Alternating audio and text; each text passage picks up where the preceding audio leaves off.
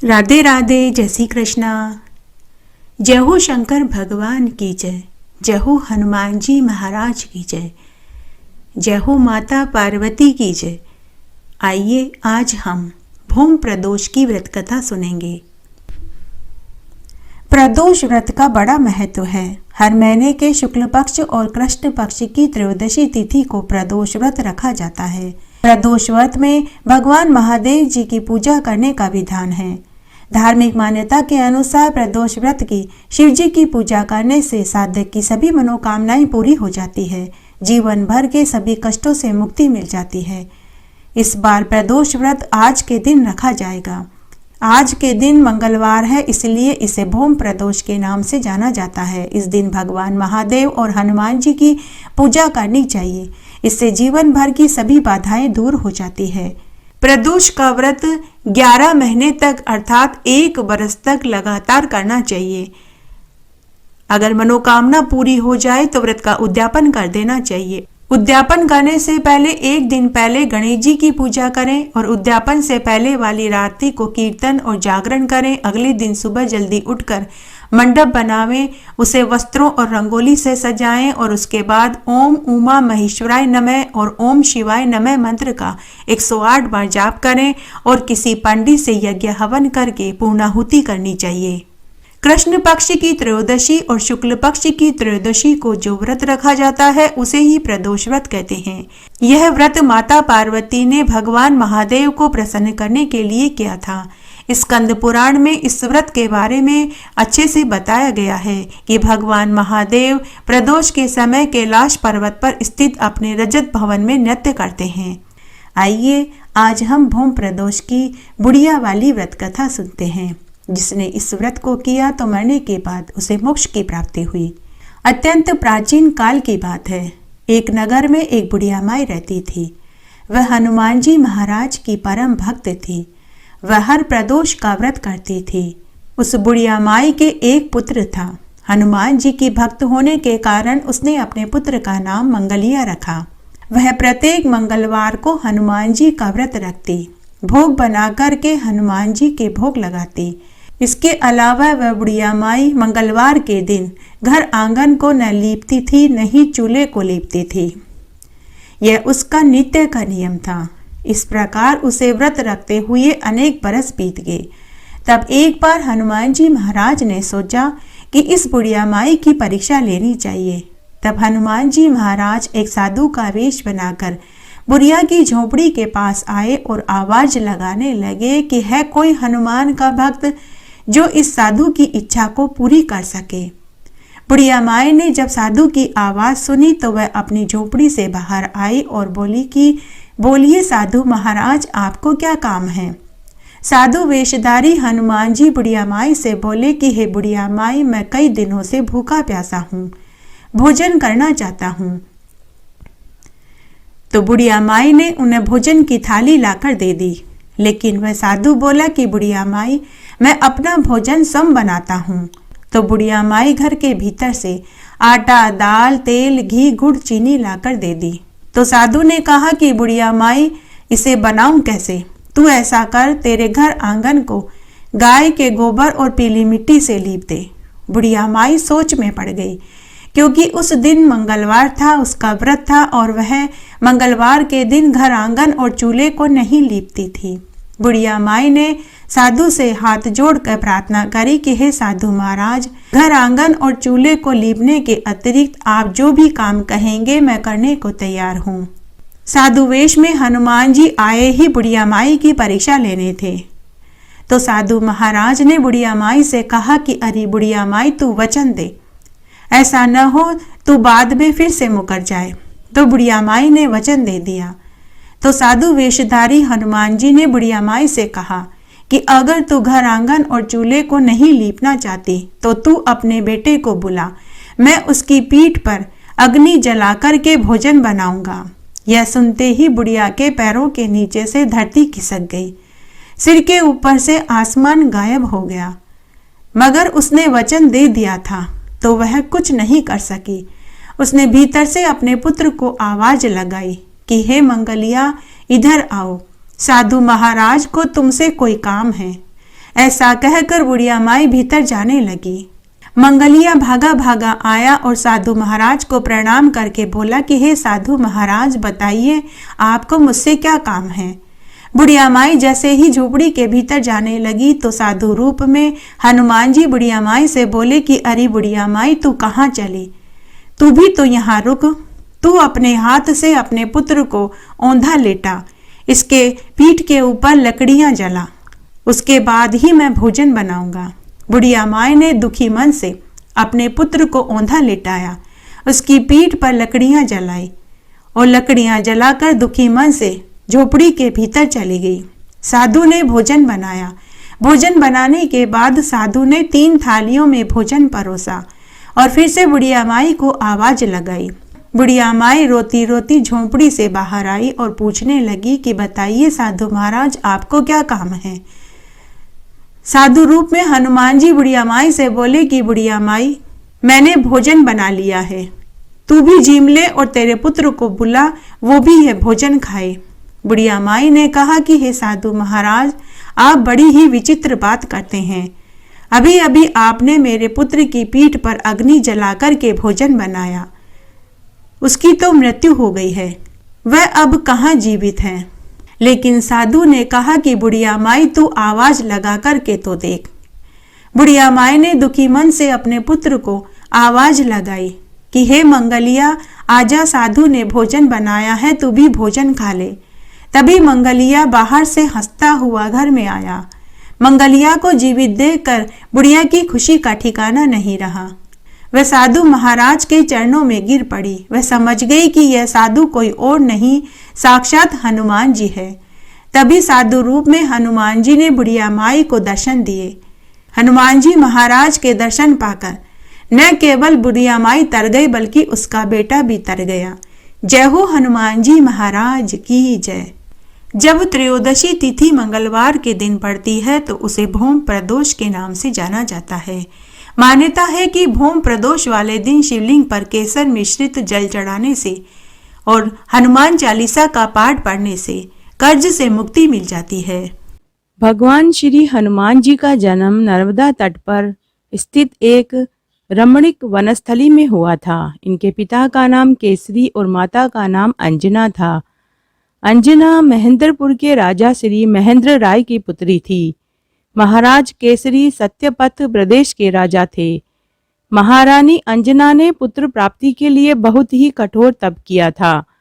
राजकुमारी अंजना मुनि चंचक के आश्रम में रहती थी और मुनि कन्याओं के साथ विद्या अध्ययन करती थी।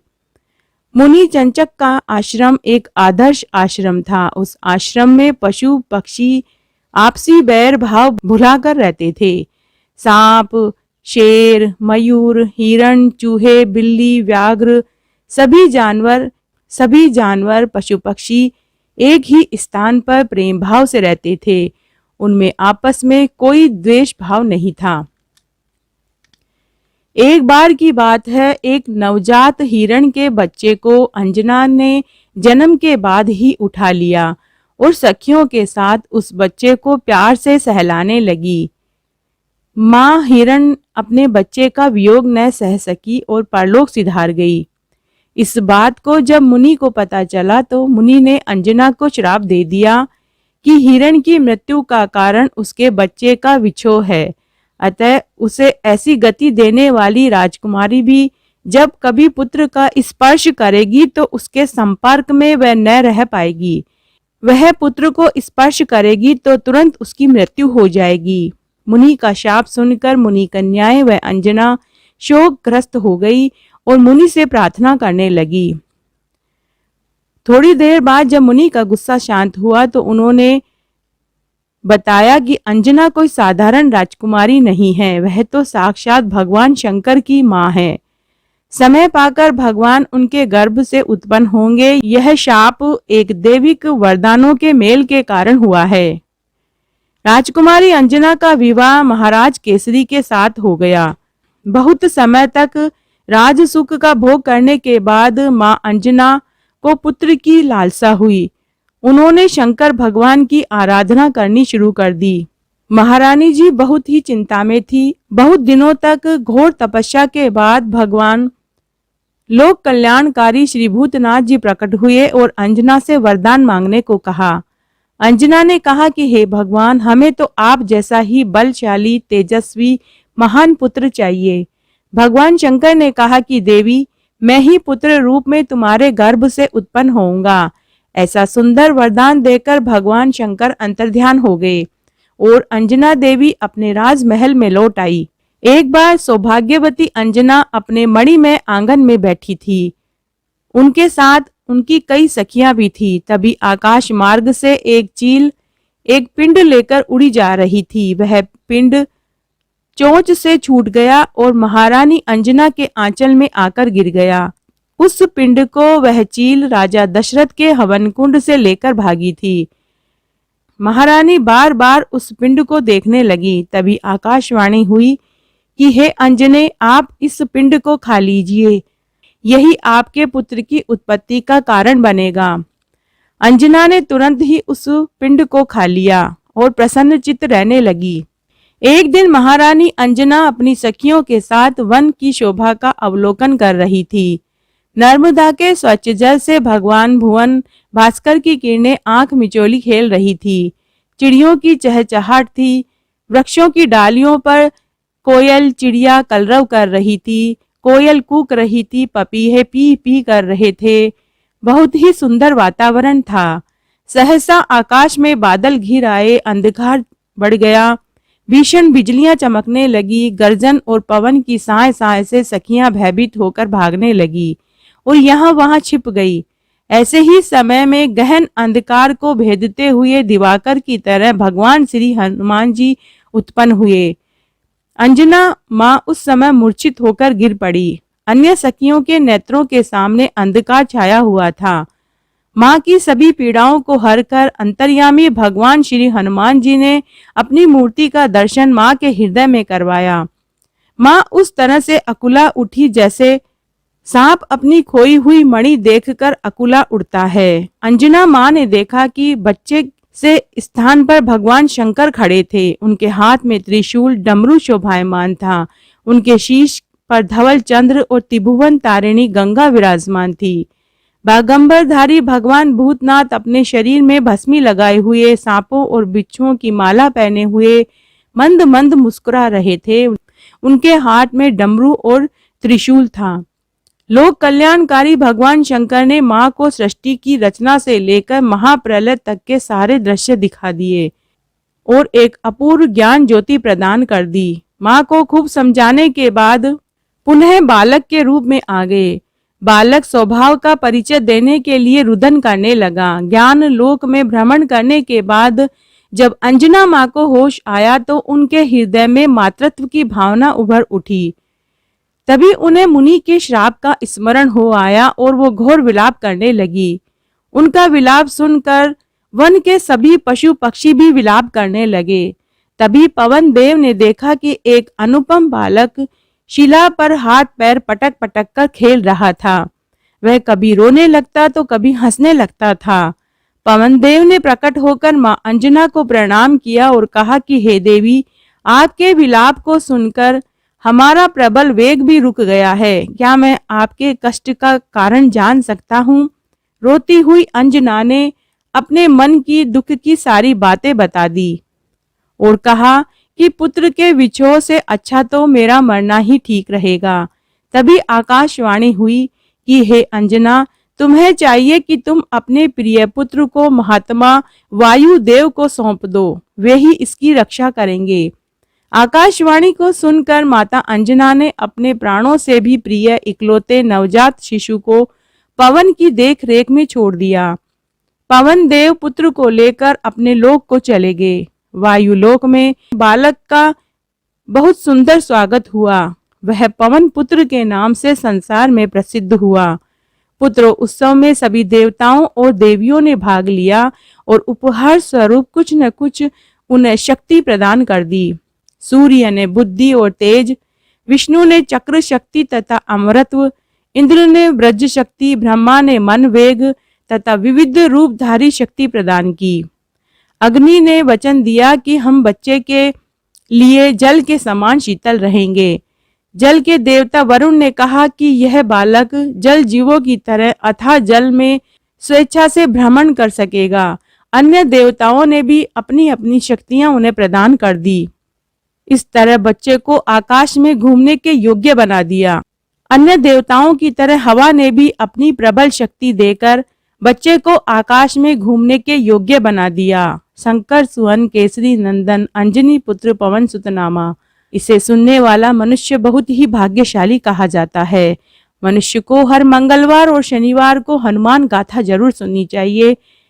जो मनुष्य हनुमान गाथा सुनता है उसके सारे संकट हनुमान जी दूर कर देते हैं। सभी देवताओं से अनोखे वरदान पाकर बालक पूरी तरह से अमर हो गया और पूरी सृष्टि में भ्रमण करने लगे। आकाश के सभी तारों का भ्रमण करते हुए उन्होंने सूर्य लोक में आकर के वहां के सभी रहस्यों की जानकारी ली। देवराज इंद्र ने जब देखा कि सूर्य का प्रकाश दिन होते हुए भी लुप्त हो गया है तो उन्होंने यह समझा कि किसी दैत्य ने सूर्य का अपहरण कर लिया है। पृथ्वी पर भी योगियों और मुनियों में हलचल मच गई। पौधे अपने भोजन बनाने की क्रिया को छोड़कर बैठ गए, जिससे दूषित वायु संसार में अपना हक जमाने लगी। इंद्र ने अपने कठोर वज्र का संहार महावीर जी के ऊपर किया। वज्र के लगने पर वज्रघात क्रोध से लाल हो गए और वज्र को अपने मुख में छिपा लिया। किंतु लोक मर्यादा व बाल क्रीड़ा के लिए यह आवश्यक था कि वज्र का असर उनके ऊपर भी पड़े। इसका ध्यान करके बजरंग बली ने सूर्य को अपने घेरे से मुक्त कर लिया। आप वायु लोक में जाकर मूर्छित हो गए। अपने पुत्र की यह दशा देखकर पवन देव को बहुत क्रोध आया। वे रुदन करते हुए अपना कार्य त्याग कर पुत्र के पास ही बैठ गए। पूरी सृष्टि में हलचल मच गई।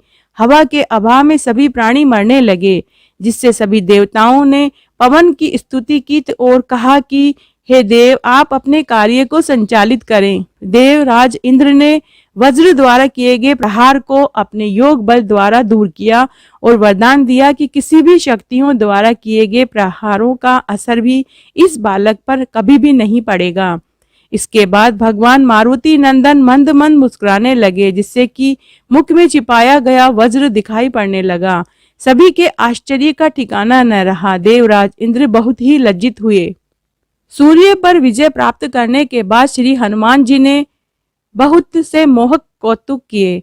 सूर्य ने प्रसन्न होकर एक चरण पादुका तथा जनेऊ प्रदान कर दिया। सभी तरह का ज्ञान लौकिक रूप से बालक को दिया। मुनियों को ध्यान मग्न देखते हुए भगवान हनुमान को बहुत ही प्रसन्नता होती थी। वे गदगद हो जाते थे। अतः अपने पिता श्री पवन देव से आज्ञा मांगकर आप पृथ्वी पर तपस्या करने के लिए चल दिए। गंधमादन पर्वत पर जाकर के इन्होंने योगाभ्यास करना प्रारंभ कर दिया। लगभग 20 वर्षों तक ध्यान मग्न रहे। इसके बाद अपने योग बल से साधारण रूप धारण करके पृथ्वी के प्रमुख स्थानों पर भ्रमण करने लगे। भीम को अपनी भुजाओं की शक्ति पर बहुत ही भरोसा था। वे अपनी भुजाओं को मलते और उनके प्रहार से बड़े बड़े वीरों के छक्के छुड़ा दिया करते थे। एक बार की बात है कि द्रौपदी ने भीम से अनुरोध किया कि वे उनके लिए रक्त कमल के 7 दल वाले कमल लेकर आएं। रक्त कमलों से वह भगवान शंकर की आराधना करना चाहती थी। भीम ने हाथ में गदा लेकर प्रतिज्ञा की और कहा कि वे रक्त कमलों को जरूर लेकर आएंगे। फूलों की खोज करते करते वे एक कदली वन की ओर चले गए। वहां की संकीर्ण वनस्थली में प्रवेश करने में उन्हें अनेक कठिनाइयों का सामना करना पड़ा। किसी तरह से भीम उस स्थान का पता लगा लिया कि सुंदर रक्त वर्ण कमल कहाँ खिले हुए हैं। वहां जाने के लिए बहुत ही छोटी छोटी मार्ग और पतली पतली गलियां थी। उस मार्ग के दूसरे छोर पर एक बहुत ही छोटा सा दुर्बल दिखाई दे रहा एक बंदर केले के पेड़ पर बैठकर केले खा रहा था। उसकी पतली चमत्कारिक पूंछ रास्ते में पड़ी हुई थी। भीम ने उस पूंछ का ध्यान नहीं दिया और आगे बढ़ना चाहा, लेकिन उसके पास पहुंचने पर भीम का शरीर जल उठता था। यह देखकर भीम क्रोध से आग बबूले हो गए। वे समझे कि यह कोई साधारण देवता या गंधर्व होगा। उन्होंने मन ही मन सोचा कि ऐसे गंधर्वों को तो मैंने युद्ध में कई बार पछाड़ दिया है। भीम कड़क आवाज में बोले, अरे दुष्ट बंदर, तू रास्ते से अपनी पूंछ हटा ले, नहीं तो अभी तुझे एक ही गदा के प्रहार से समाप्त कर दूंगा। उस छोटे से बंदर के ऊपर भीम की बातों का तनिक भी असर नहीं हुआ। वह मुस्कुराता हुआ केले खाता रहा। जब भीम ने अपनी वीरता की डींगे बार बार हाँकना शुरू किया तो उसने कहा कि हे भाई, ज्यादा बकबक न करो, मेरी पूंछ उधर कर दो, क्योंकि मैं बहुत ही बूढ़ा और दुर्बल हूं और तुम अपना काम करो। भीम का क्रोध इस बात को सुनते ही और भी बढ़ गया। वे गदा को एक तरफ रखकर उसकी पूंछ को उठाने लगे, परंतु पूंछ तो शंकर भगवान के धनुष की तरह तिल भर भी नहीं हिली। भीम परेशान हो गए।